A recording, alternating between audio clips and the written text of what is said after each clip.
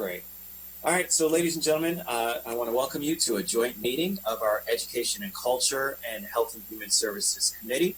Today's meeting is centered around mental health and specifically a supplemental appropriation to the MCPS FY21 operating budget in the amount of $250,000 for mental health programs to support our schools. I really want to just start off by just having some very brief opening comments and thank Councilmember Albornoz for his support. He and I penned a letter to our school system. We had been talking about this because we understand the stressors that our children are under during this unprecedented time. It really is one where it presents significant challenges, and I will just tell you a little bit of a personal story about my own daughter who's supposed to start high school in the fall, who now understands that she's not going to be a freshman in school for that first part of the year, and that's building on what she lost before, which was the ending of her 8th grade year and all of the celebrations, as folks talked about what happened with graduation and commencement and senior proms and all those things. What folks didn't talk about is there's actually commencement ceremonies that happen with middle schoolers, and they have a middle school program that they go to and a dinner and cruise and all that kind of stuff. And the reality is that even when kids don't have that social interaction, it has significant impacts on them. We know our middle schoolers are incredibly vulnerable. We know our smaller kids, from the standpoint of just keeping them in tune and acclimated to playing with others. But one of the things I just want us to remember is that come January, when we assume that school may start at its earliest in terms of in-person learning, will almost be a year of children not having in-school interaction. We ended in March. And, when you look at that, that's 9 months that you would have not had any in-school interaction. And that certainly is going to have mental impacts on our children. So from that perspective, when Councilmember Albornoz and I talked about this, I know that all of my colleagues, Councilmember Navarro, Councilmember Glass, Councilmember Juando, we've all talked about this, and we all see it, not only in our own families, but in our communities, know what this impact is going to be. And so we really think that it's best for us to get out in front of this as much as we can, because we know that these impacts will continue to have effects on our kids. So I'll turn it over to you, Mr. Chair, and then we can entertain any other comments. I would just ask folks to just text me if they want to speak, and I'll make sure to add it to the list. So, Mr. Chair. Well, first, Mr. Chair, thank you for your leadership in this space and so many other issues. As you noted, we did send a letter to MCPS requesting an update on what the plan will be to address mental health programming and support moving forward. I appreciate this appropriation, although modest, important nonetheless for us to stand up different models that will be important moving forward, because in addition to everything you said, Councilmember Rice, and you couldn't be more right, the sadness that comes with an entire sports season cancellation. Students that were looking forward to their senior year, being an athlete myself, it's devastating to be able to process that, and it's a huge loss. All the other extracurricular activities, not being able to see friends, and then on top of that, the added stress of the economic recovery and the economic struggles that families are facing right now. And students are picking up on the very challenging environment that their families find themselves in and the struggles that they are dealing with. And that emotion bleeds through. And so families are doing everything they can to hold the line. And that's why I so appreciate that this particular appropriation is targeted to students who are potentially uninsured and don't have that same support structure as others. But we know there are so many thousands of students across the board, and we always refer to students as at risk. All students are at risk, and it's just some to varying degrees. So I feel fortunate that we have at the helm of HHS Dr. Krell, whose background in behavioral health is perfectly suited to meet this moment and lead the department in support of MCPS and their efforts. Look forward to the discussion and appreciate the work of all of my colleagues on this. Well, thank you very much, Mr. Chair. I don't see any other folks who asked to speak, so we can just get right into it. But let me just say this, and I want to thank Ms. Yao and Mr. Howard for a great packet. I want to thank our partners at NCPS as well as DHHS. I see we've got Ms. Joanne Barnes, who's our Chief of our Children, Youth, and Family Services with the Montgomery County Department of Health and Human Services. We've got Monica Martin, who's our Administrator of Child, Adolescent, and Behavioral Services. I think I got it right. From DHHS. No, I didn't get it right. Okay. Community-based services. Yes, there you go. I see Dr. Kroll saying no. So, all of us have worked great in terms of partnership. We don't always get it exactly right in terms of how best to make it happen. We just know something needs to happen. And so I think that Ms. Yao and Mr. Howard will walk us through, and Dr. Kroll, and of course, Ms. Rubin from NCPS will all kind of walk us through how best we can accomplish this quickly so that we can get the services to our kids who need it the most. So with that, let me turn to Ms. Yao and Mr. Howard, unless Dr. Kroll, did you have any opening remarks? No. So let me turn it over to staff at this point. And I did want to acknowledge that Councilmember Jawando has joined us via telephone. He's not going to be on video, but I want to welcome him as well. Ms. Yao. Good afternoon. I also did want to just point out that Ms. Regina Morales is here also with DHHS and Child and Adolescent Mental Health Services, as well as Dr. Elizabeth Rathbone, who's representing the school system at this discussion. The council received from the Board of Education a request for $250,000 for this supplemental appropriation on June 29th. It was introduced to council on the 14th. Public hearing was held on the 21st, and council action is scheduled for the 28th. This was proposed to provide additional resources to support a pilot program that schools was going to be implementing for school-based services in fiscal year 21. As Mr. Rice has referenced, our kids have been going through a lot of challenging circumstances this year, and the letter that you referenced is in the packet at Circle 6, the one that Mr. Albornoz, Mr. Rice wrote. The proposed program is detailed a little bit in your packet, and Ms. Rathbone is here. She can explain any questions that you have, but it's modeled on a program that's in Howard County, where the school system would enter into a contract with a community provider to refer students for services that will be school-based. The timeline that they've identified in terms of getting services on the ground would be by the beginning of 2021. They're going through an RFP process that's being proposed. And of course, since schools won't be in session until then at the earliest, that's what's being proposed. The target schools are ones that do not currently have school-based services like linkages to learning or school and community youth services.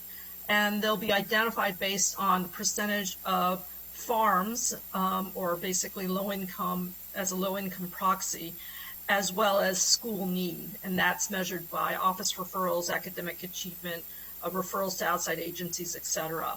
MCPS estimates that there will be 3 to 5 schools that will be able to receive some services, and they are considering Belpre, Cresthaven, Glenhaven, Roscoe Nix, and Twin Brook elementary schools, among others. The target population that they're looking for are uninsured or underinsured students who would otherwise not be able to afford mental health services, and they would be referred for intensive therapy after it's shown that universal and targeted supports have not been provided or have not been successful. The services are intended to be intensive, short-term, goal-oriented, and evidence-based therapeutic options with an average length of treatment of 5 to 20 sessions. They base their budget on an average of 13 sessions per child at about a cost of $800 to $1,100 per student. MCPS will not be seeking reimbursement for services through private insurance or medical assistance.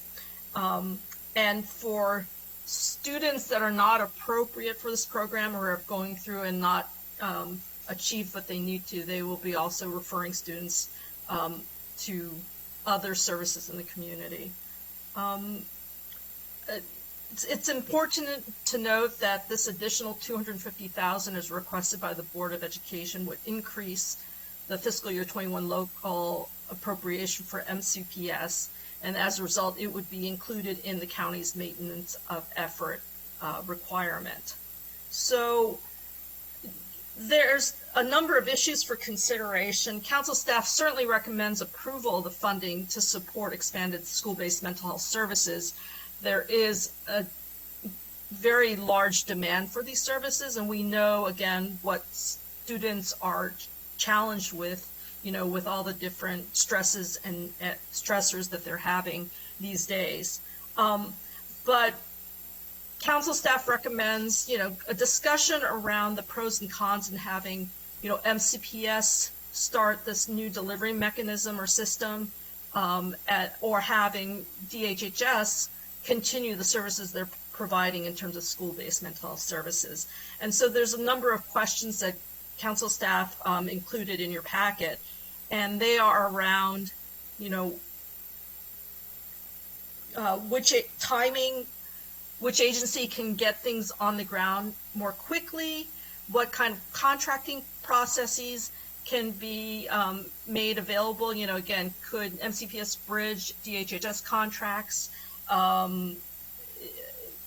What barriers to service are there in terms of, students accessing county services? And if the county is going to be offering these services, are there things that we can add to the contract that would be responsive to needs that MCPS is seeing? There's certainly a question about system consistency and coordination. Regardless of whichever agency is delivering the service, we just want to make sure that we're delivering services consistently, that based on whoever you're getting services from, the services shouldn't be different, right? And of different quality or other considerations. And there is also a question about service overlap. We do have county services that, through the clinics and through the Montgomery Cares providers that provide some of these services. And so if MCPS is going to be reaching out to students for service, how are they making sure that certain students are not already getting some services and these things are not going to be duplicated? There's a question that DHHS had related to referrals for students to the crisis center for non-psychiatric emergencies, and how will the services that MCPS is proposing interact with those, those kinds of services and crisis management. Scrolling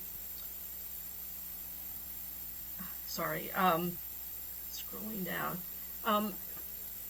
Certainly language access is a really big, important issue related to school-based services. I think a lot of our kids that get access to these services speak Spanish, and their families do too. And so we want to make sure that, again, if MCPS is delivering these services, how are they interacting with families, or do we have enough capability in Spanish to meet the need of families? And, will these services be provided, or will there be provisions for that in the contract? And the last question that we highlighted was around MOE. Again, is the council interested in increasing the MOE requirement for a pilot program? So those are things to consider in this discussion. You've done a great job. Oh, Craig, go ahead. Just really one small thing I wanted to make sure everyone was clear on, that MCPS is planning on doing this pilot program with funding that was already provided to them as part of their FY21 budget, and this $250,000 would expand what they were already going to do as the pilot. So it would essentially double their pilot So I just wanted to make sure everyone was clear on that before we started the discussion. Thank you. So, Ms. Yao, Mr. Howard, thank you very much. These are all great, important points. One of the things I didn't say at the beginning that's incredibly important that I think will help to shape our discussion, and I've got Councilmember Navarro on the list to go next, is that we actually asked for this before MCPS had made its decision to keep schools closed for the first semester. And so now we find ourselves in a very different position as well in terms of not really providing that in-person school-based learning. And so that certainly will have, I think, and we should consider that when it comes to deciding how we want to move forward. I really want to thank Dr. Kroll, who had a great conversation with me about some recommendations on how we may want to tweak this now that we know that our children are not going to be front-facing for the first part, and how we can address this more from kind of a different perspective. So let me turn to Councilmember Navarro, and then I do want to allow Dr. Kroll to talk a little bit about some of the thoughts that he has in terms of how we might want to move forward. Ms. Navarro. Thank you, Mr. Chair. Thank you so much, everybody, for this particular item, and I really appreciate MCPS's forward thinking regarding this very important issue. So there's just a lot of different elements to this that I would like to just, understand. Obviously, we've been working so hard around the clock to address issues of mental health and also how to best support our youth. As you all know, we did pass an initiative, the Family Strengthening Initiative. This was June 23rd, and this included components to support most vulnerable families and young people. It had, for example, money for identity to address complex needs of the families, improve family stability, and reduce risky behavior. There was $381,860 to support a pilot program strengthening an intervention program in two areas, Germantown and Wheaton, and also added capacity to the Positive Youth Development Program, specifically Street Outreach Network in HHS to provide oversight. And there are other initiatives that we have adopted, and this is all obviously because we are literally trying to run against the clock, given that the pandemic has had such a magnifying effect on all of these issues. And so we've been working super hard to design these initiatives and then to appropriate the funding. But I guess I'm trying to understand, where are we in terms of the implementation of this particular initiative, for example, and some of the others.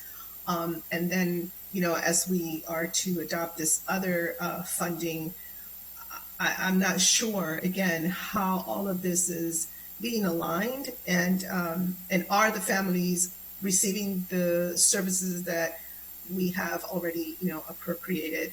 That's number one. Number two is the question, of course, of the cultural competency and linguistic competency. That is something we have been talking about quite a bit, and always run into that, wall of we don't have enough bilingual therapists, or we don't have enough, and I've also had conversations with Dr. Kroll. I know Councilmember Alvarez and I, we've had conversations about this. One of the things I would really like to explore, and just want to request formally in the fall when we come back, if this joint committee could have a session that includes an item on innovative ways that jurisdictions have addressed that challenge. So things like developing a pipeline of mental health practitioners, a cadre of mental health practitioners that they can start in a support service and a support mode.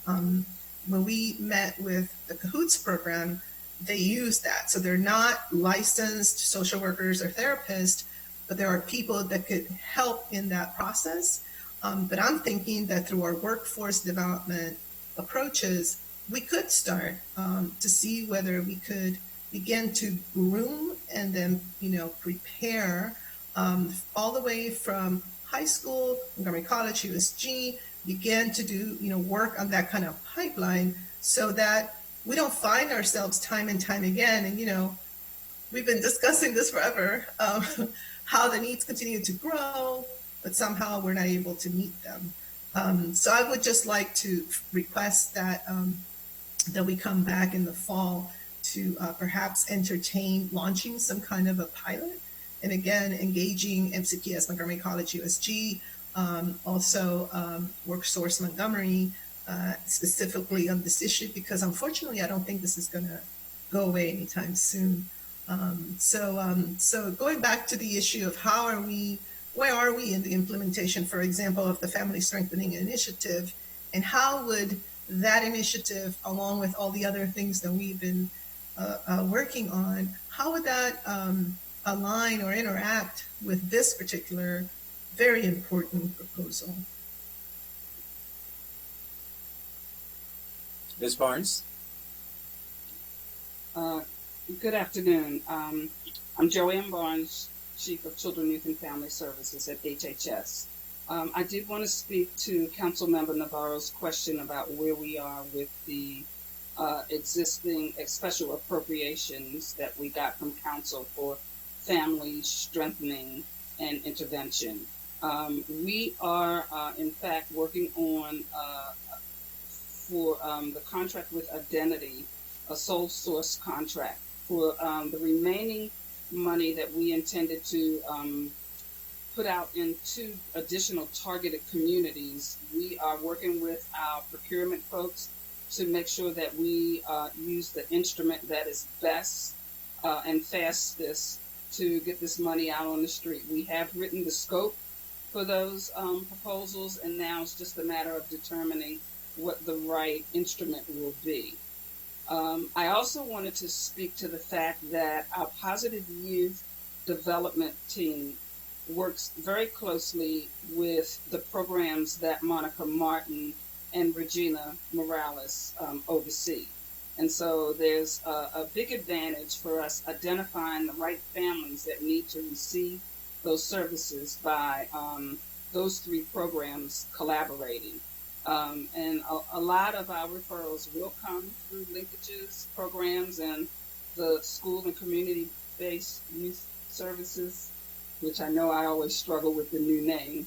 But we do believe that there will be some definite benefits to identifying the right families, in addition to our work with the Latino Health Initiative.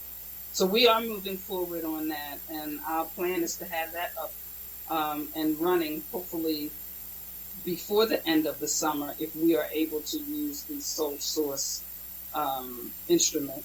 And I believe that actually may come back before council for approval. What about the program manager 2 position? One of the reasons why we on the council decided to add that capacity was recognizing that the Street Outreach Network, even though I think a lot of people think of that program as kind of, doing youth intervention work, etc., it also does a lot of family strengthening work, because through the youth that they engage, they then can address the issues that maybe happen in the family, which has been exacerbated because of the pandemic, obviously. But, they're kind of a skeleton crew in reality to cover the entire county. And so we added that position specifically to provide some capacity. Where is that position? Is that in the works? How is that being addressed? We are waiting for a PIN number to be released to us from the Office of Management and Budget. That's the typical process. We get a PIN number and then we can immediately start recruiting. We've developed a position description for that position, and one of the things Mr. Cardona has discussed with me is wanting that position not only to oversee the contracts related to the strengthening and intervention, but also to connect with our high school wellness centers, because again, we see opportunity for a little more fluency in the work if we are combining the oversight of those programs. And we believe that would help put his team in the best position to focus on the management of those contracts in a way that they are coordinated, better coordinated. Appreciate that feedback and that update. Also for the chairs of the committee, I think it might be useful to perhaps send a memo over to OMB as well as, at this case, I don't know if it would be Mr. Shetty, whoever is in charge of the procurement. I do worry about the notion that the council has had to be very nimble and really work around the clock to come up with models and initiatives that respond to the very chronic issues that we're facing in the community. Yet once it goes over to the administration, I understand we have particular processes that we have to follow, but I think there could be conversations about, being able to expedite some of these processes, given that we've already done the legwork, which has been to identify the issue, identify the models, identify the interventions. We have the data, we know that things are really bad. But I worry about that because if we approve these funds in June, and it's already been a month, and now we're talking about the end of the summer, these are real lives right now that are in peril. And if we're talking about mental health, that's even has the extra urgency. So I wouldn't want the bureaucracy of the process to get in the way of us being able to provide the services that we've already appropriated the funds for.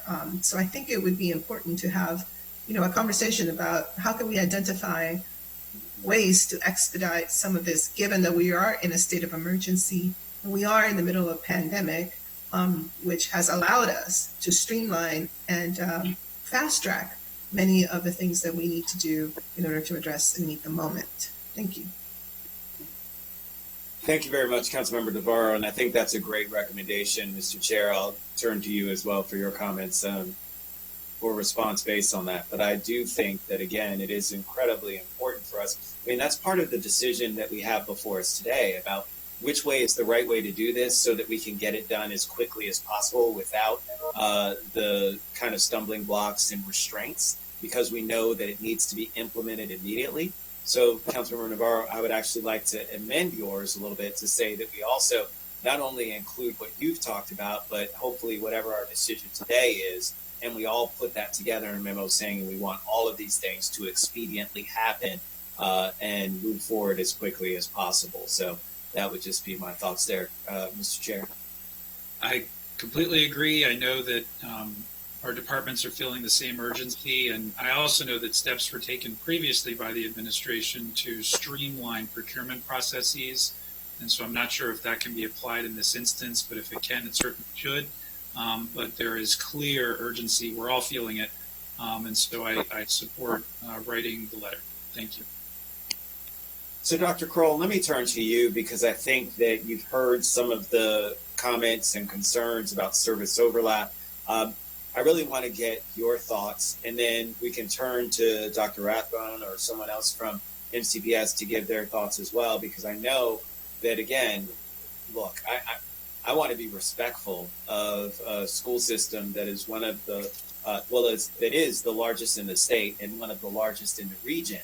And certainly from that perspective, has a lot to deal with when it comes to just standing up our future system that is going to be distance learning for the fall. We want to be respectful of that, and that is going to require a lot of time and attention. And really, to be honest, the idea was when Councilmember Albornoz and I started talking about this, that as kids return, as they feel uneasy, not just the kids, but the staff as well.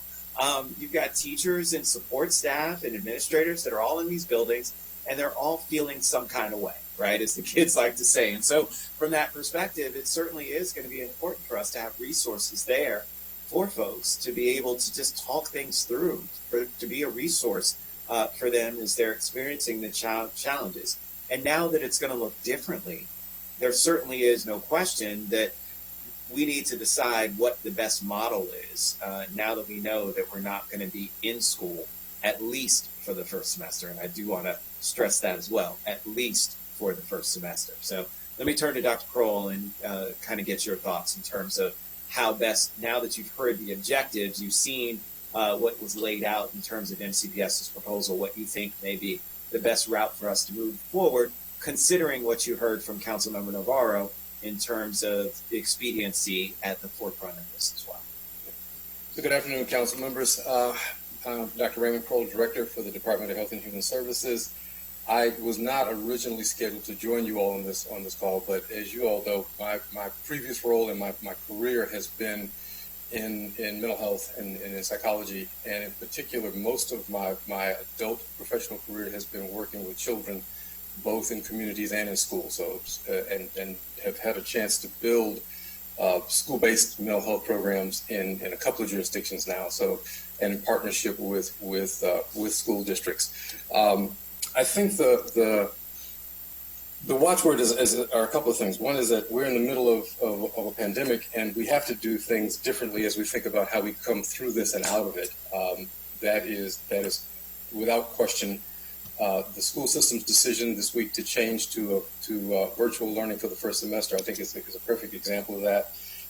The other examples are how we've had to change our behavioral health service delivery over the summer and over the spring and into the summer to do more telehealth and do more distance connections with people and to do more outreach to engage folks. I also am mindful that this is a long-term disaster. This is, we are still in the midst of this. Most disasters have this event and a long period of recovery. We are still in a long-term disaster, and the long-term behavioral health and emotional consequences of this are going to be felt for decades. Certainly our young children are in the midst of dealing with trauma, and some of them will bounce back from this just fine, but there are children who are going to need our help. There are children and families that we normally provide service to that are going to need our help in different ways, in part because the schools will not be open, and because our traditional avenues of face-to-face contact with them will be more limited for at least this first semester and possibly longer. I think the watchword for me as I listen to this has been collaboration, and I will leave it to Ms. Barnes and Ms. Morales and Ms. Martin, who are to describe some of the ways in which that collaboration has unfolded. They are our current subject matter experts on this process, especially as it relates to what we do in HHS in partnership with MCPS. We've had a long partnership with them, certainly preceding my time here, but over the last 10 years, I have had a chance to meet with a number of folks who've been in various roles in MCPS to try to build and promote mental health services and to be responsive to the needs of the residents to our student body. I think that where we are now is we have that collaboration in place, and it continues.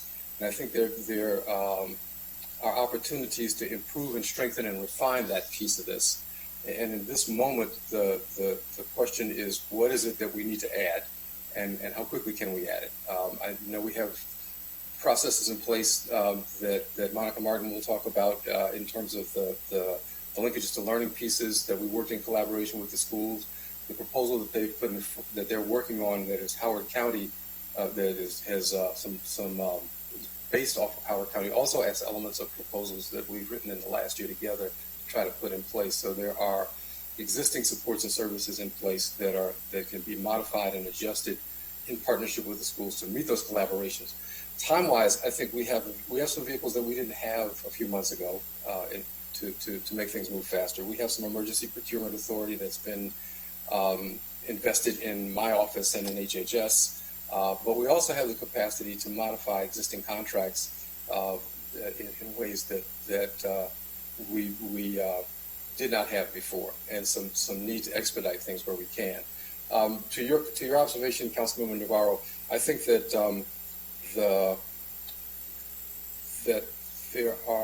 there is a lot going on in OMB, and I'm not defending any of the process of bureaucracy, because I've railed about this from time to time over the decades. But I think that the very folks that did the initial budget and the initial budget allocation turned immediately to doing savings plans and trying to push those issues through, and as well as other things that this council has put forward that were specific to pandemic that needed to take priority.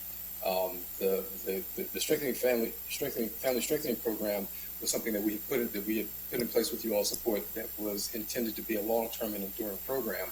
And I think that it is entirely likely that this process was slowed a little bit because of that. When I think about this piece, we're building for the future, and I think that's the important piece in this, and that we no question that having been a part of the conversations in recent months around policing and around reimagining public safety and around mobile crisis and outreach teams and around behavioral health, from my perspective, it's a conversation that is long overdue, especially around behavioral health and the need to build systems that promote wellness and behavioral health in our kids and in our families. And this I see as a part of that.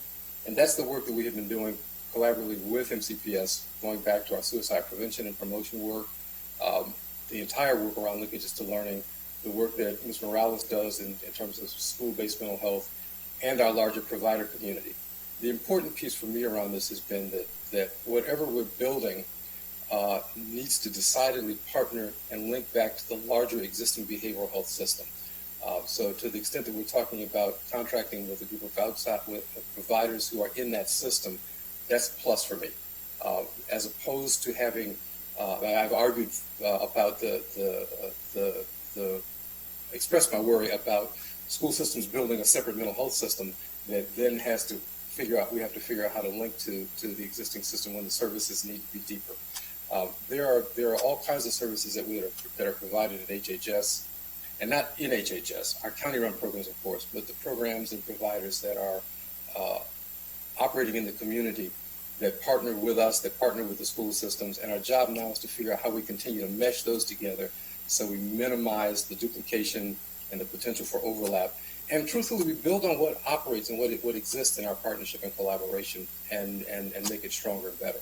So I think that's the perspective I'm coming from today, and I think my partners and my colleagues in HHS can talk a little bit more about in depth about how we operate and what's out there.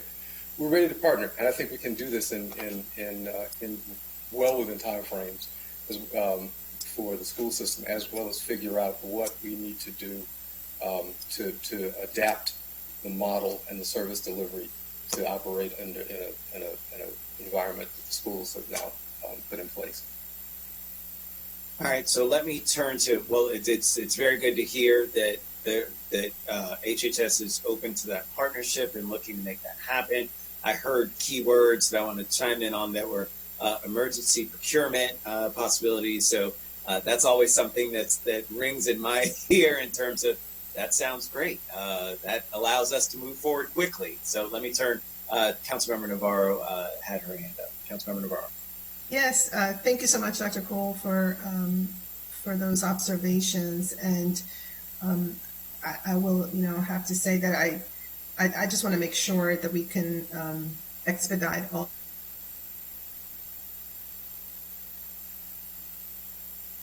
One of the incredible lessons from this pandemic is that we're learning a lot, and there's a lot of models that I think we can take advantage of. But I do want to make sure that we're thinking both about the emergency at hand as well as the long term. And I just wanted to make that comment because we have, as you know, increasing complex urgent needs. And at the same time, I think that we're going to be able to, in some ways, I think, codify some of these models because they're going to be useful for the long run. I'm excited about that notion. So to the extent that we can work to, take advantage and accomplish those two goals of the short-term immediacy, and the long-term, I think that we will be able to put ourselves in a really good position. So we're here to help in any way to facilitate that, and look forward to working with my colleagues to get that done. Can I just, the one thing I forgot to respond to, Councilmember Navarro, was this comment that the issue you raised about innovations around staffing. And I think you and I have talked about that, and I know I've talked with a number of other council members around that, and thinking that we have, there are a lot of models for how we do that and build a pipeline. And one of the places that we have to think about is structures that are not, and services that are not necessarily tied to terminal credentials in service, master's degrees, LCSWCs, but there are parallel processes where we can introduce staff members and community members and hire them locally and begin to grow them and build them. And I think there are models around that so that all of the work isn't dependent upon a master's degree and a license, but there's a progression that leads us to that for folks who want to go down that path. So I look forward to having that conversation and thinking about that in the future. Thank you. That's exactly what I was referring to. And this is a great time, I think, as hopefully as we get back from recess to begin that process. It will be so useful to our county. And I know that many other jurisdictions continue to struggle with this. I always talk to my colleagues in Fairfax County, and they're struggling with this notion as well. So I look forward to that work with you as well. Mr. Chair. Thank you. I'll be brief. Just as a follow-up to this, just a suggestion moving forward, and this is more for central staff, but obviously urgency is the word of the day, given the challenges before us. And I think as we go through these special appropriations and collaboration like the one we're discussing right now, it would be good, and there's so much going on, it's hard to process everything right now, but if there are components that we can incorporate into the legislation on the front end to help the executive branch expedite these contracts. So if there is a organization for whatever reason that is in a better position to be able to execute the programming that we would like to see happen more quickly, then we should know that on the front end. And I know all of my colleagues are very open to relying on the executive branch's expertise, especially when it comes to program service delivery. There's time for other contracts, but when we're talking about service delivery, that has life and death, literally, implications, then it's really important that we hear that so that it can be incorporated on the front end. And maybe as a general practice, Ms. Yao, particularly for these contracts, we should be asking those questions. Thank you very much, Mr. Chair. I've got Mr. Glass. Thank you very much, Mr. Chair. Really good conversation. A space that nearly all of you have been spending a lot of time in, much of your tenure in public life and in your professional life as well. And so I appreciate hearing from you, and that's why I was quiet for much of this conversation. But the point that Chair Albornoz just raised about the timeliness of this, over the last few days in preparing for today's conversation, I was just doing some research, and to that point, I just want to give some data points that I found astonishing that I think are just really salient for this conversation. And so, the baseline is, according to the CDC, 7.1% of school-aged children are diagnosed with some type of anxiety, and that's according to the CDC.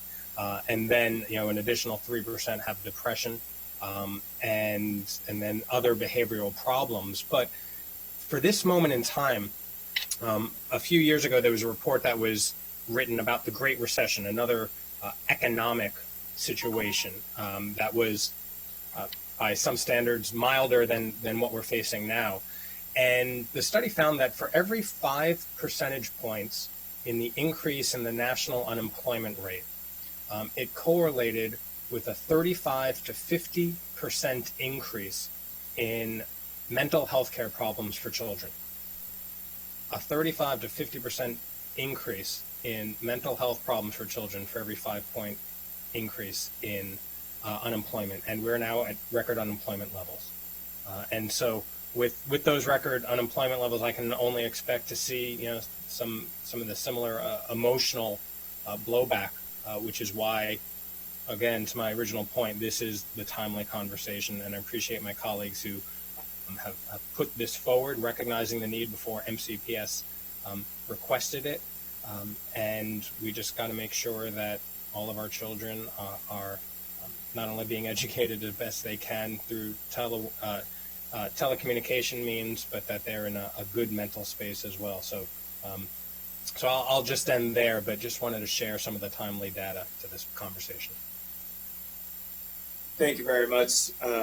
And Councilmember Glass, if you really think about those numbers that you put forth, and you do just some simple math in terms of just thinking that, if you had 7% of your 160-some thousand odd students, you'd be talking about over 11,000 students.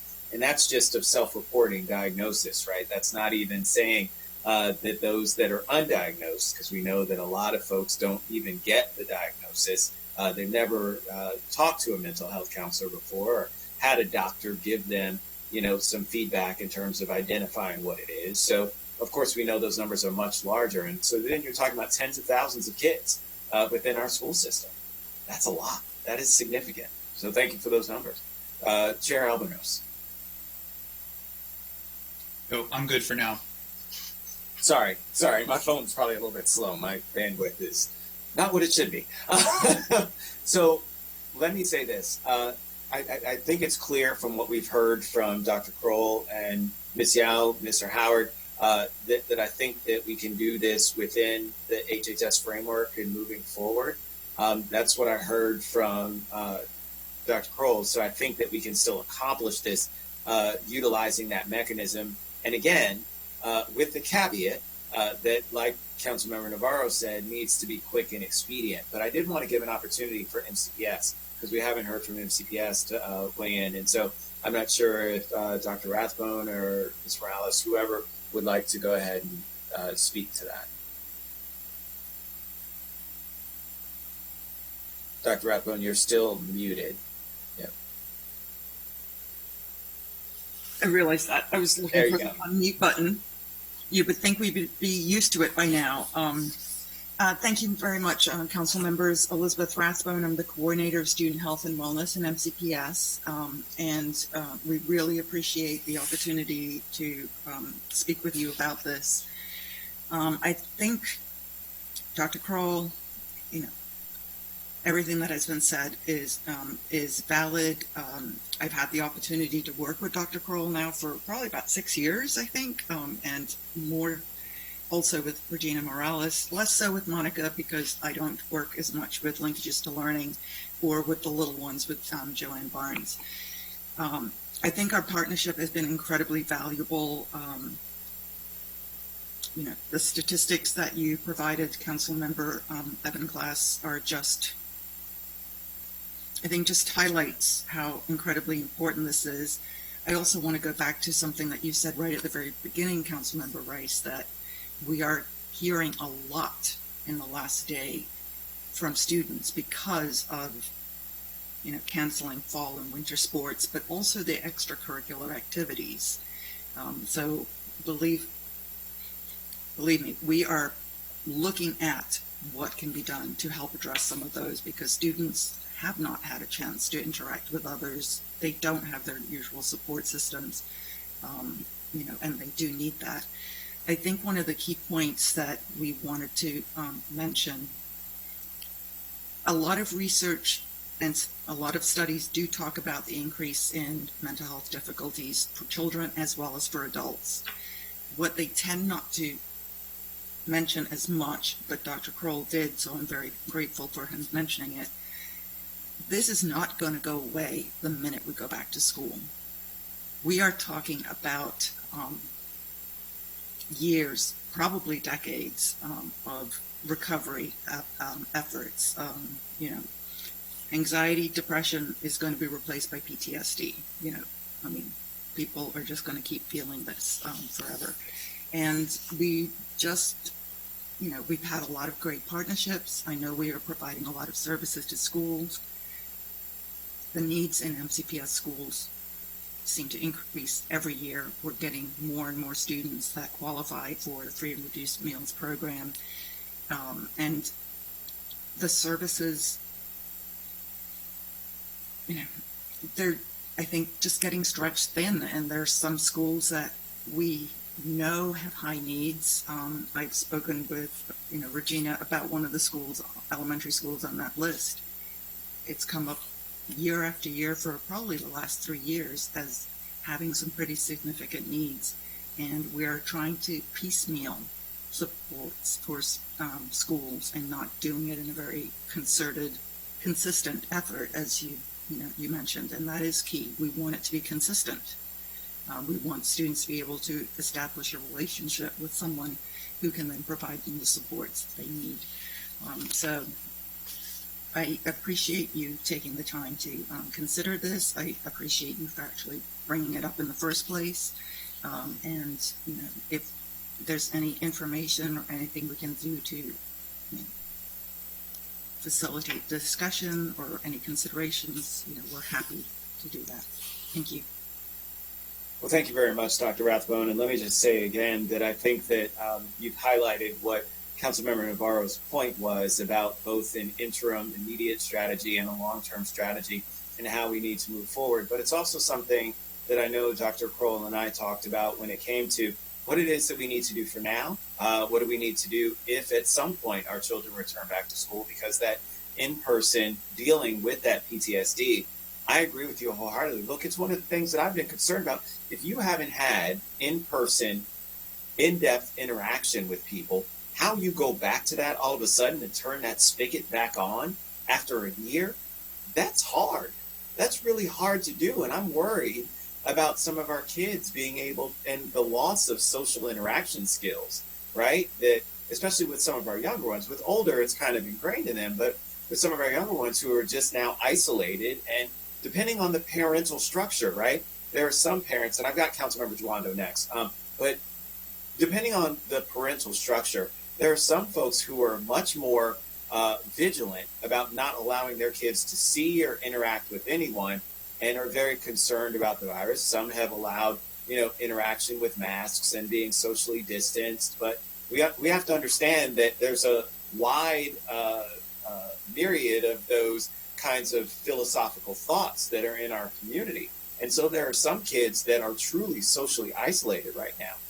And then if you work in the lack of access to technology, right, and bandwidth and all those kinds of things, because folks always say, oh, well, they can text each other and all those kinds of things, and, FaceTime and all. Well, now you're assuming that folks have technology and access to technology and bandwidth and all those other kinds of things. And so those things we know don't exist in some of our communities. And so therein lies another part of the layer of what we're going to have to deal with when it comes to these kids. If I could just add one short statement, since you mentioned the technology and phones, this period of time also has had us trying to work with families on rethinking even some of their the limits they set with children. Before we closed, it was very common. You don't do your homework, I'm taking away your phone. And now we are begging families, please do not take away phones, because that is right now the only means they have to interact with someone who's not in the house. And, so it's requiring us to rethink everything, basically. So thank you. Ms. Martin, I think I saw maybe your hand up, but let me turn to Councilmember Duando first, and then I'm going to go to you, okay? All right, Mr. Duando. Thank you, and hopefully, can you hear me? I'm good, okay. And I know I'm probably close because I'm in transit here, but I wanted to show my face because it warrants and I am not driving. I'm not driving, so for anyone that's worried about that. So I have one question, but I wanted to speak to the last point, and I'm so glad it was raised by you, Councilmember Rice. I think I shared this story with on a previous meeting, but I took my kindergartner, my 6-year-old, to an activity where there were social distance. There were a couple of kids, and once we went into phase 2, and she just broke down crying immediately as we got there. It was not prepared to interact with the students, and we're talking about just after the several months we've been in. And I really, really worry about that type of, and she's in the exact, for all kids, but, she's kindergartner, half of her year was cut off. Now it's going to be another, she's going to have more time out of school than in school, and going forward. And it's just one of the many examples of the myriad of challenges, not to mention if you layer on, single family homes or, lack of income or lack of access to technology, the whole range. And so while I'm glad we're going to be able to do this appropriation and help several schools that are in dire need, I really am concerned about, what we're going to be able to do for everyone else while we're at home, but also as we reenter. And along that point, there's an article in the New York Times today talking about these pods that are going to start coming together, these, kind of children pods, and parents that can afford to hire a teacher or get some sort of formal education. And I'm already seeing it on the listservs. You know, it's going crazy. You know, I have 4 kids, so I'm on a lot of listservs. So I feel like I have a good sampling, as does Councilmember Alvarez, and I know Councilmember Rice as well. And these are going to form informally or formally. And I just would love a response from the school system about, and it can be a little bit now and more later. I just think we need to think about how can we either make those possibilities available or more equitable for kids that really need them as we reopen. And before we reopen, are there ways to do that in open space and have some programming utilizing, you know, obviously being safe. But I just think it's going to happen, and some kids are going to get access to that. And how do we make sure that we are helping kids that and families that might not have that access or those resources, and being innovative in that approach so that we can try to mitigate some of these dramatic effects that are going to happen for our students. So that might be an HHS and a MCPS response, but I just wanted to flag that and ask about if you're thinking about that. Dr. Rathbone?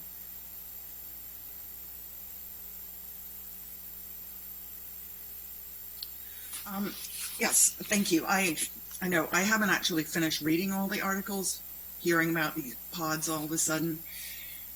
I will say that now that MCPS has made the decision to go virtual for the first semester, we are going back and revisiting all of our recovery reopening plans, even the one that was released last week. You know, we have to go back and rethink what are we planning to do for reopening recovery, and knowing now that we have a definitive 6 months, what are we going to do with that? So unfortunately right now I can't give you a very definite answer, but we are definitely looking at how do we support students. And I mean, this was a priority that MSDE set. It is definitely a priority for MCPS. Equity is like our number one question.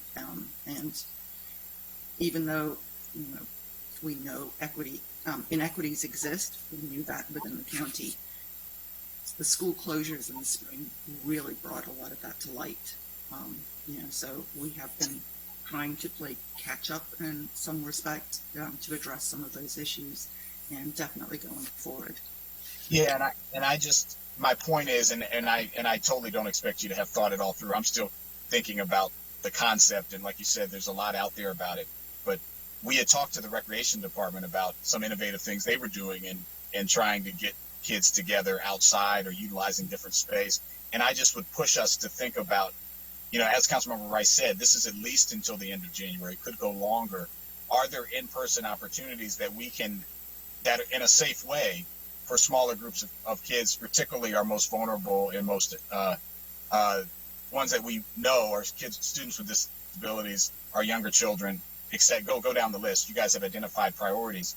Are there ways that we can have some in-person, you know, instruction and or socialization in a safe way? I would just push us to be thinking about that. And I'll be thinking about it too. I'm pushing myself, but I just wanted the people who are, you know, smarter than me thinking about this, I wanted to mention it. Oh, two things about this from my perspective. One is that just to back up a little bit to Councilmember Glass's statement about the anxiety and the depression and anxiety that goes up in the diagnostics level. I think that mirrors certainly my experience and our experience over the decades. But I think one of the things that is important is that by the time we get to for everyone that we diagnose, there are many that are just stressed and anxious that never quite get to the level of being in front of somebody who can diagnose them and give them that official kind of, this is what's going on with you. So I think that is what we're experiencing across the board. The fears that we all have about social interaction, the anxiety our own anxiety that goes up is magnified in our children and reflected in our children, I think. So I'm not surprised to hear Councilmember Juwando's comment about his daughter's experience around this. I think one of the things that we're working on and will undoubtedly have to talk with MCPS about this is as we got the news about the decision to be closed for the semester, we had already begun this conversation, but began to think about all of the places where HHS services are tied to or linked to the involvement with school, from child care issues to school-based mental health issues, to linkages to learning, to our providers that do service in and around school, in and around and after school. What does Excel Beyond the Bell need to look like now in a context where there is no beyond the bell in the moment? There's a whole school process. I think we have to find ways to bring children together and to do it in a safe way. We have providers whose bread and butter is bringing children together in real time and virtual time, who've been thinking about this since this pandemic began, since they started struggling with that have some of those answers and have some additional questions that we probably haven't thought of that we have to come together to solve. So I would say it's a process that is in the beginning stages of working through that now, but we will have to Councilmember Navarro's constant point, we have to step on the gas a little bit and see if we can find ways to accelerate. So I'm going to turn to you, Ms. Barnes, in a second, but I know I've got Ms. Martin who wanted to speak first, and then I got you next. I don't know. Ms. Barnes is my boss. I might need to give her the floor first. Oh, no. You were first. It's fine. Trust me. It'll be okay. Okay. Thank you, Craig, for that pass. I wanted to thank everyone again for taking the time to talk about this critical issue. Much like Dr. Brown, we've been here too. I mean, my passion for school is mental health work began 20 years ago. My first time being. Monica, you're breaking up a little bit. I'm sorry. You're breaking up a little bit. Thank you for letting me know. Is that any better? Okay. Much like Dr. Crowell and mentioned, she was a mental therapist 8 years ago when I started doing school-based mental. No, it still started breaking up again. It's weird. It's like starts off great and then it goes. Oh no! Why don't we toggle to Joanne and I'll see if I can have a different Bluetooth connection. Okay. All right. Ms. Barnes. I've been known to have some of the same problems, so I'll watch the faces as I talk. I just wanted to say, we do have a really strong collaboration with MCPS. And Monica has really been at the lead of a lot of that work by virtue of many of the programs that she now is the administrator. And many of you know she's moved up from that role as the linkages manager now to the administrator over all school and community-based services. But what we have been doing is talking with our other partners, MCPS, Collaboration Council, some of our partners about different ways we can address the needs of our young people in addition to what MCPS is doing. We recently had a meeting with Stephanie Azard from MCPS and Scott Murphy, where we are looking closely at some of the things we can do to attract the older youth and keep them engaged and give them some other opportunities other than just that classroom experience, where they can not only create relationships as well as participate in some community-based activities, and also perhaps have some type of compensation or prize or stipend for some of the work they do. So it's a mixture of fun and learning and reward. We were delighted to hear from MCPS that what we were thinking about was not going to interact with, would not collide with what they're doing in the schools. It would definitely be a good complement to what they're doing when you look at the number of hours that the young people will spend in their virtual classrooms. So we're constantly looking for ways to connect. One last thing I'll say before I turn it back to Monica. When we looked at our school and community-based youth programs, we include MCPS in the process of renewing those contracts. We heard MCPS when they said to us, maybe the number of hours that we were offering wasn't enough and that some youth needed more than the hours that we offer. So we expanded the number of hours available for each young person through that program.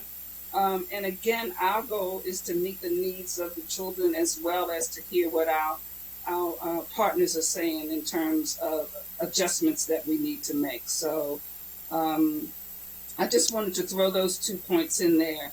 Our collaboration goes so much further than just this mental health conversation, but certainly includes it. Thank you. Excellent. Ms. Martin and then Mr. Chair. Let me test first. Is this better or no?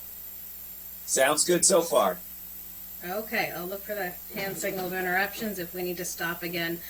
Just real quickly, I'll try to make it quick then. A follow to Councilmember earlier. Oh no! Oh no! Monica, I'm not sure why. It sometimes comes through fine, and then other times it just breaks apart. I don't know. My apologies. I haven't had a problem with Zoom before, but I'll give up. Go ahead. Monica, turn off your video feed and see if that helps. Maybe bandwidth. Yeah. But I think it was also when she was closer to the screen, it was clearer. And when she moved back a little, that's when it broke up. Monica, let's try it now. I am further back, video off. Is this any better or worse? So far, so good. I've heard that before. Okay.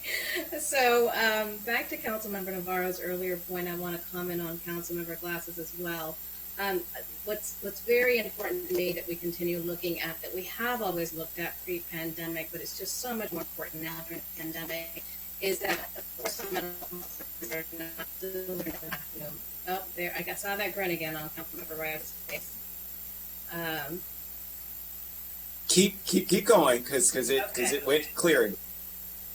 Okay, so I just want to speak to just how honored and humbled I've been to be working with our partners on the ground with both the Look at His contracts and some community-based use contracts when it comes to just how agile they were in shifting to not just telemedicine for delivering telehealth therapy work and getting those platforms up and running, but other very creative ways of connecting with whole families around the context in which they're living, and wrapping around and addressing those socioeconomic needs, because as Councilmember Glass pointed out, this is only going to worsen as we continue with the fallout of the economic impact of this pandemic. And so I just really want to make sure that however we're delivering services, we're taking the family that's culturally relevant, and that we are looking at connecting the dots, ideally in an integrated framework between the mental health services that are being delivered to the kids and the whole family, as well as our client assistance, our abilities to address those socioeconomic needs, because we can add on to mental health, like crazy, whether it's through licensed traditional therapy work or other therapeutic, activities and positive youth development activities that are trauma-informed and culturally relevant, that we can keep building on without licensed providers. But if we are not addressing, Maslow's hierarchy, right, the basic needs as much as we can, we're going to continue to not be able to catch up. And so I just want us to make sure that whatever model we're looking at incorporates all of those elements in addressing a child and family's needs. Well, thank you very much. I not only agree with your point, but I'm very happy that we got in, that we got it in. So no, that's very well said. Let me turn to Chair Albornoz, and then Councilmember Navarro, and then Mr. Howard to kind of give us a summary. I'll be brief, and Dr. Crowell and Joanne, we got to get her a new laptop or new Bluetooth equipment. She deserves it, that's for sure. So when we built Excel Beyond the Bell, we decided to start with the middle schools because we had conducted a survey at the time, and we found that that's where there was the biggest gap in after-school programming, but also, in the development of a child and a youth, those middle school years in particular are difficult emotionally. And so I say that as having a middle school student myself at home, and just being really worried about that age group in particular right now, because this is when they are coming of age from a social construct in many ways and need to be independent, are hungry for the exploration that comes with that age group, which also makes it very difficult to parent, but is so important to provide that level of support. So I'm concerned about all of our age categories, but in particular middle school. And we'll note that 2 of the 3 students from MCPS that committed suicide were middle school students. And obviously this is a deep concern to all of us on every level. So I'd just be curious as to whether HHS or MCPS can respond. Clearly each age group needs its own support, relief, nuanced approach, but if somebody could comment on middle school students, I would appreciate it.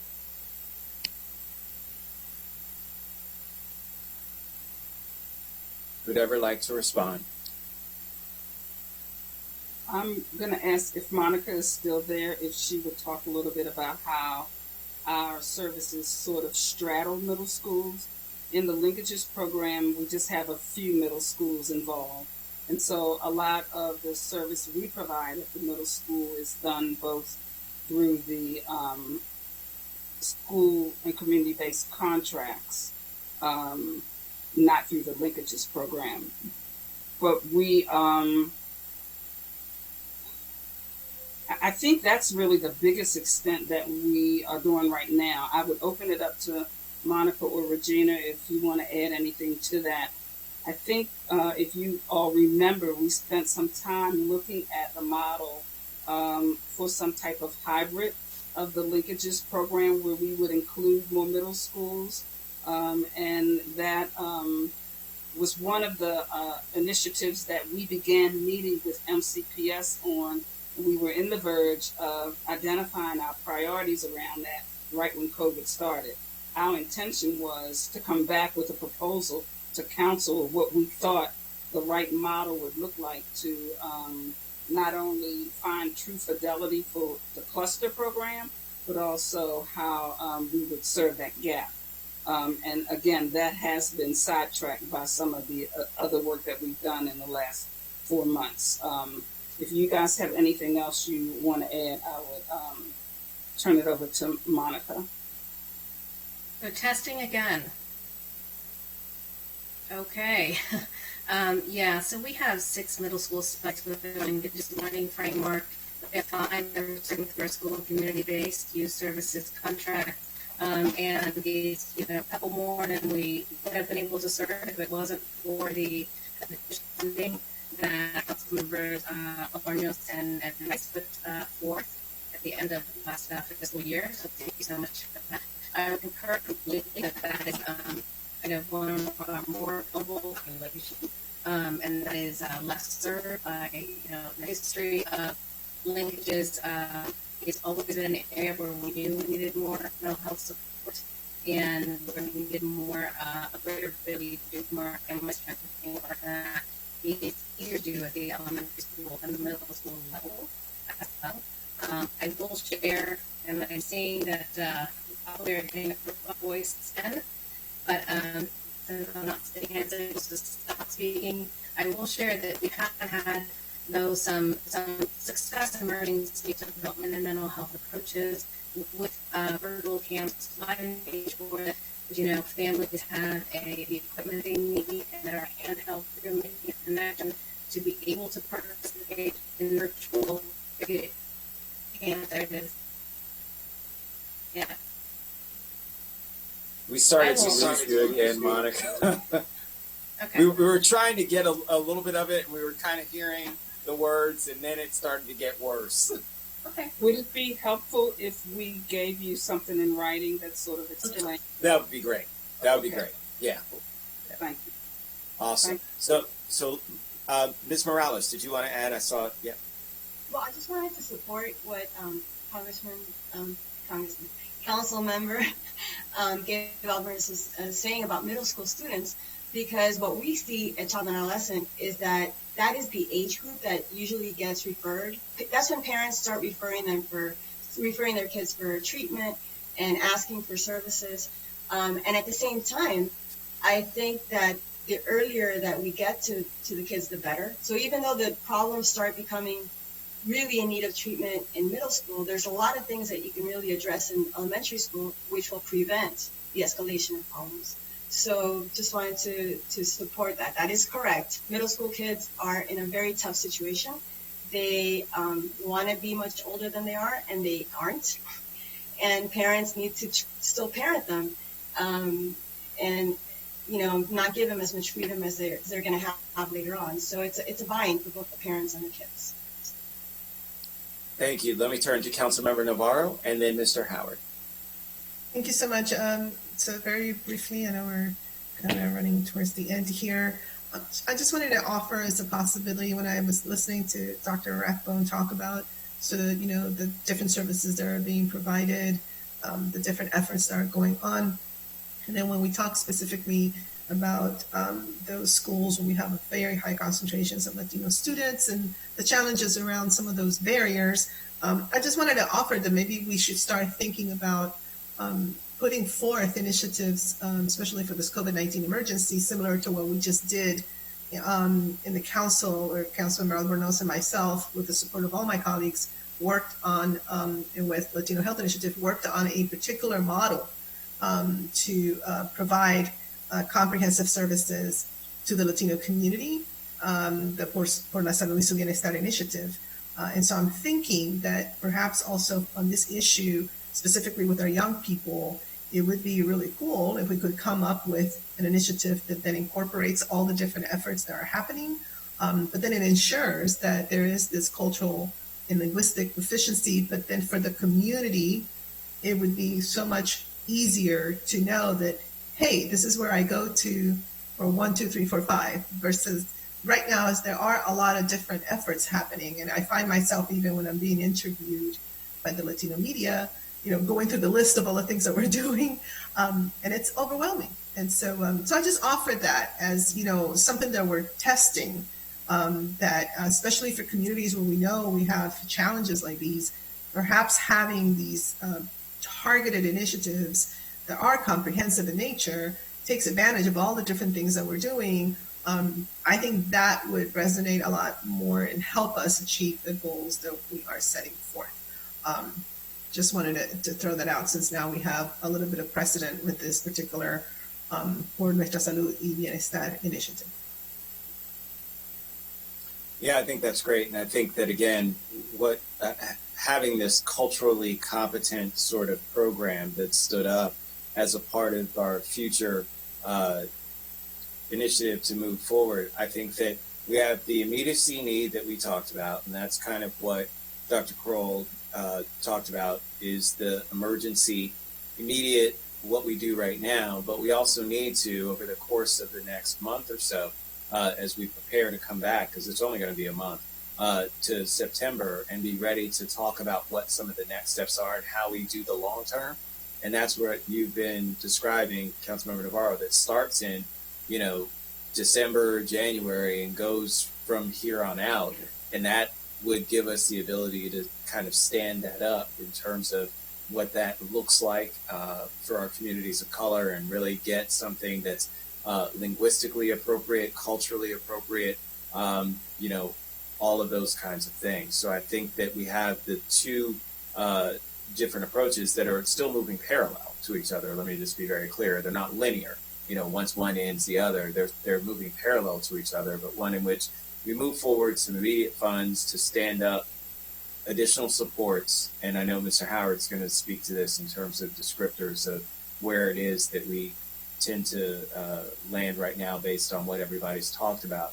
But then at the same time are already creating this sort of model of the supports that are necessary from a mental health standpoint, and the wraparound that you're talking about that needs to happen for our students, primarily lower income, students of color, students who have English as a second language. All of those kinds of cohorts are definitely a part of that as well. So, Mr. Howard. Sorry. Go ahead. Just 1 second. I would also just observe that, and I know this is already happening, right, because it is a linguistic learning model. It's similar to what we did with the Kennedy Cluster Project. I think already, having that ability to come together, the different agencies and departments to, say, hey, we just approved this particular, a special appropriation with this program, et cetera. But then being able to start that very strong collaboration would go a long way to take advantage of all of these rich assets, and also for the community to then understand where it is. So again, I'm sure it's already happening, but I know there's more things we're adding be awesome for there to be that kind of multi-agency, multi-department collaboration happening in alignment to get our best, the best sort of bang for our buck as possible. Absolutely. Couldn't agree more. Mr. Howard? Sure, thank you, Councilmember Rice. First, one programming note, I just want to make sure the HHS committee members are aware that after this meeting is over, you'll need to log out and go to the new meeting, which Mr. Berry will get running as soon as this is over. So don't stay on here and wait, because no one else will be here with you. And then from a procedural perspective for the appropriation that's before you all today, let me recap what I think I'm hearing and talk about the steps you would need to take. What I think I'm hearing is that there's interest in having this particular $250,000 be appropriated to HHS instead of NCPS to help get the programming up and running more quickly this summer and fall. If that's what the joint committee wants to do, we would need to have a motion to amend the appropriation resolution, and you can all do that. And then that would not, though, affect NCPS's current plans to start their pilot program with the initial $250,000 that was already in their budget. So they can, we'll keep moving forward with that plan and continue to coordinate their efforts on that with HHS as well. So the funding would go for the same, broad purpose to provide mental health supports to students or school-aged children. It would just be contracted through HHS contracts instead of NCPS. And what I'd like to see is for us then when we come back in September to have another joint meeting of the Education and Culture Committee and Health and Human Services Committee to start to talk about that other parallel track as well, which would be that future long-standing support that still includes within MCPS, and we'd have a better understanding at that point come September of what's happening with fall spikes. We'd be able to see and have some of that information as well as what the future is for school systems related to the second semester, right? Because we'll start to hear some of those conversations as well, which will help inform us about what we need to do in addition to all of those things. And I think that speaks to what Councilmember Navarro is talking about, in addition to not just the collaboration of everyone together, but also about the fact that we have to really come up with something that's a much more robust long-term strategy around how it is that we're going to provide supports for our community as a whole beyond just the emergency piece of this, being that is the long run, like Dr. Rathbone had mentioned as well. So is there a motion? So moved. I've got a motion and a second. Is there any objection? I'll make that easy. Any objection? All right, we've got a unanimous recommendation then. Let me just close by saying this, and I really want to thank everyone for prioritizing the mental health, especially of our children. We know that the mental health and well-being of our community as a whole is something that is incredibly important and concerning to all of us right now. But we know that the adverse effects that we're seeing on our children are oftentimes very tragic and long-standing in terms of what those ill effects can do if left untreated and left unchecked. And so we want to make sure that we're doing everything we can to address this issue. And so I really want to thank the partnership of MCPS and Health and Human Services working together so that we can try and get a handle on this before it gets out of control, because any one loss of life is too many, but we certainly don't want to see this continue in this way, in this trend, and we know that the stressors are going to continue. If there's any truth about a fall spike being worse than what we're seeing with the summer spike, folks, we have a lot of challenges on our hands. And so I don't have a crystal ball, nor do I think anybody who's on this call does, but we need to be prepared for that. And I think doing things like this will help us so that we get that preparation out in front of us. Mr. Chair, let me turn to you for any closing remarks as well. No, you said it perfectly, Mr. Chair. This was a great joint committee session, and we look forward to the ongoing discussion when we get back in September. Excellent. Well, with that, ladies and gentlemen, we have a committee decision, and we are adjourned. And I know that, Mr. Chair, you'll be leading us through the Health and Human Services Committee that reconvenes immediately after this meeting. So thank you very much, everybody. Take care and stay safe.